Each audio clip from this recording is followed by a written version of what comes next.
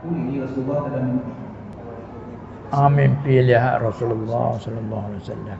Dia begini secara umumnya, itu nak menyata kelebihan orang mimpi bertemu Rasulullah sallallahu alaihi wasallam. Nah, bukan hanya orang itu saja.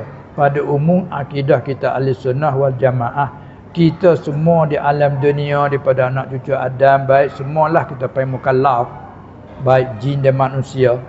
Bila kira dia akibatnya dua saja. Walaupun apa saja pegangan pun akibatnya dua saja. Mati di atas iman, dia panggil husnul khatimah. Mati di atas kufur, na'udzubillah min zalik, dia panggil su'il khatimah.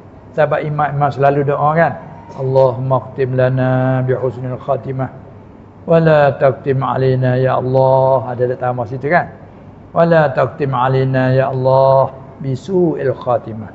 Jadi dua tu ya kita semua ikut apa saja, bentuk mana, bagaimana, semua anak cucu Adam dan juga jin tak sunyi pada mati di atas husnul khatimah, panggil mati atas iman.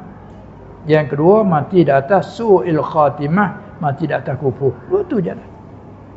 Maka janji dari Allah, uiddat lil kafirin, neraka itu dicadangkan bagi orang yang kufur, yakni mati atas kufur maksudnya. Dia kata bila kufur cadang, bukan, terkadang orang yang kufur akhir-akhir beriman, mati atas iman. Pentingnya mati atas iman. Nah, ada banyak pula orang yang beriman mati atas riddah, na'udzubillah min zalik, mati atas kufur. Jadi tepat nak tiliknya betul su'il khatimah, husnul khatimah. Sama ada kita dalam hidup ini apa amalan saja. Nah, pentingnya betul mati itulah. Sebab itu orang arifin, orang maqam arif, dia tidak berbangga dengan amalan, dia tidak tidak dia silakan kepada balasan, hanya dia ada ingat, dia tilik betul su'il khatimah dengan husnul khatimah. Kalau mati di atas iman, orang yang mati di atas nasib baik. Walaupun sedikit amal ya ikhlas, mati di atas iman, nasib baik. Tapi kalau mati di atas kufur, na'udzubillah min, habilah, walaupun segala amal sebanyak mana pun. Itulah. Itu di antara. Kemudian ada hadis, apa dia? Tak masuk neraka seorang yang pernah mimpi lihat Rasulullah SAW. Ia hak tu ayat kelebihan mimpi berjumpa Rasulullah sallallahu alaihi wasallam. Siapa melihatkan aku dalam mimpi, sungguhnya lihat aku ketika jaga. Jadi orang panggil suatu nasib baiklah orang pernah mimpi berjumpa Rasulullah sallallahu alaihi wasallam. Tak ada mustahil. Tak ada mustahil. Ada pula orang soal, bagaimana kita orang mentabak orang awam? Kita bukan orang alim, kita bukan orang saleh, hanya kita orang mukmin secara umum. Tapi pernah dan selalu bermimpi jumpa Rasulullah sallallahu alaihi wasallam. Oh, itu satu nasib baik.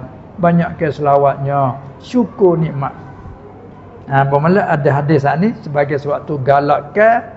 Nak ayat kelebihan orang mimpi jumpa Rasulullah sallallahu alaihi wasallam. Tetapi jangan ingat bahawa hak lain macam mana? Pada umum tadi, orang mati di atas iman semua masuk dalam janji syurga. Sehingga datang pada hadis, orang mati pada hadisnya lagi akan masuk syurga mereka yang ada adalah hatinya sekadar miskal zarrah daripada iman. Allah kinayah pada sikit sangat, miskal zarrah. Mana orang tu mati di atas iman, walaupun iman ada sekadar miskal zarrah, maksiat yang banyak jika tak diapa oleh Allah akan memasukkan azab. Sebagai azab panggil rupa azab, sebenarnya menyucikan. Menyucikan nak masuk syurga. Moga dia mati atas iman, janji dari Allah masuk syurga.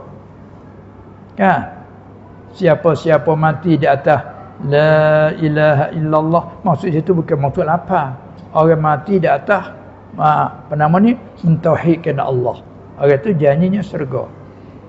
Sekalipun ia tu mukmin yang asi, jika tidak diapa oleh Allah neraka dia, diazab dulu, tapi syurga, wajib syurga. Sebab ada pula dalam hadis yang orang tanya mengenai dengan seorang itu masuk neraka tapi orang mukmin.